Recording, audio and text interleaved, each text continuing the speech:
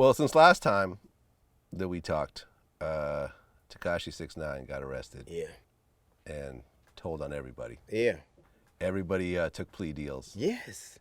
And now it looks like he's going to be getting out later this year. I think what it was Michael Cohen, the Nigerian brothers that jumped on Jussie Smollett, and Tekashi 6ix9ine. Who was the snitch? Who snitched the best? Like Who's the biggest snitch out of It was the... a little run where people were snitching. Trying to out-snitch each other? Oh my God. Them Nigerian dudes told fast. Let me tell you what happened. I'm like, wow, yo. Michael Cohen snitched. Michael Cohen snitched so good, I thought he was going to tell us who killed Biggie and Tupac. And Tekashi 6ix9ine, boy, he snitched too, so I don't know who won. I mean, do you think that someone in where hip-hop is these days, you think he can get out and just continue his rap career like nothing ever happened? I think that it depends on what his base is willing to accept. I think it's primarily up to his fans. And so, I think his fans don't give a shit. Yeah. Well, listen, we watched the president grab pussy and he became president. Nobody brings it up. So I think it's up to his fans what they're going to tolerate. Yeah. And, I looked in the comments because, we had his baby mama on there and she read the whole the guilty plea and everything else like that. The defendant's obligation under this agreement are as follows: that he shall truthfully and completely disclose all information of the activities of himself and others to the U.S. Attorney's Office, that he will cooperate fully with the New York City Police Department, the Bureau of Alcohol, Tobacco, and Firearms, Homeland Security Investigations, and other law enforcement agencies. You want me to keep going? Yeah, keep going.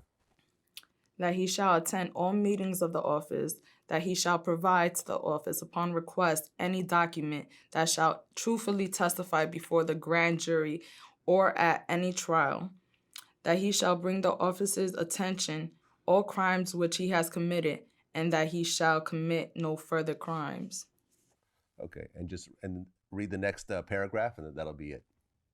If the defendant does this, the office, and this is detailed on pages 4 and 5 of the agreement, agrees not to prosecute the defendant for the crimes set forth in counts 1 through 9 of superseding information, as well as additional crimes that the defendant has told the government about.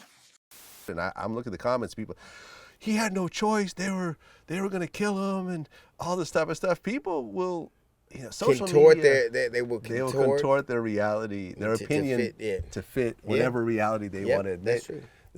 They're comfortable with. If during our day, if someone announced that, Rakim did not write any of his rhymes, that he had co-writers, we would stop putting him in our top 5 lists. We would look at him very different if we found out that Jay-Z had a ghostwriter. But Drake was exposed, and nobody cared. He continued to even get bigger. It almost made him bigger. At the end of the day, the rules, there's no gatekeepers anymore, which I think is a good thing. I think that ultimately, you have to be able to adjust to the norms of society, or you could rage against the machine and not be heard. So I think it's futile to pretend or to lament the days gone by when they're just that they're finished. So yeah, the now is what it is, whether you like it or not. Yep, and telling on people is no longer considered taboo. It is in some places now, no? It is in some places. I don't know, man, because I just interviewed Bosco, who's from Inglewood, and he said, see, the thing is, times change. Like, times changed a lot. Like back in the day, like, you get called a snitch, somebody say you snitching, people used to just come up dead. It's a lot of people that's dead from getting a snitch jacket put on them, but they didn't even deserve the jacket. If word hit the street that this guy was snitching and cooperating and there was some paperwork associated with it, there is a reasonable chance you would get killed or hurt very, Now very you badly. get record deals. now you get a record deal. Yeah. You know, snitches are Snitches don't get stitches; they get residuals. Is what they get residuals. It's a whole different Snitches thing. don't get stitches; they get a deal for the prosecution. And you know, I remember I interviewed Freeway Ricky Ross, Yeah. who was one of the Yeah. biggest drug dealers in America at one point. And he told me something that really kind of stuck with me. He said that, you know, his plug, the guy that was providing all his drugs, was actually cooperating, was an informant, got on the stand, and told the jury the things that got Freeway life in prison. What would happen if he walked in the room right now? Oh, nothing. Nothing. I have absolutely nothing against him. Really? Nah. Wasn't his fault. See, the way I look at it is, first of all, I made the mistake of getting in the drug business. That was my first mistake. Mm-hmm.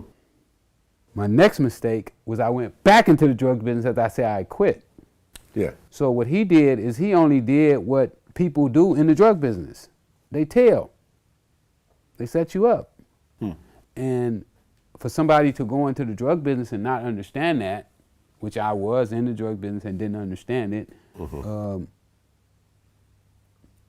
but I came to grips with it. It's something that's just part of that game. So if you're going to That's be just doing like being a hooker, expecting not to have to blow no dice, right? You know what I mean? Like you can't. or get a disease, I don't do that anymore.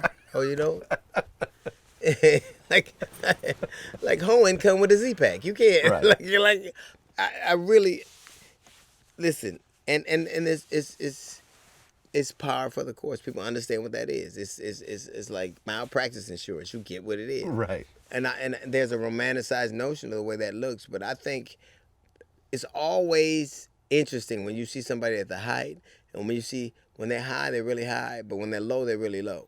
And most people romanticize this part, but not that.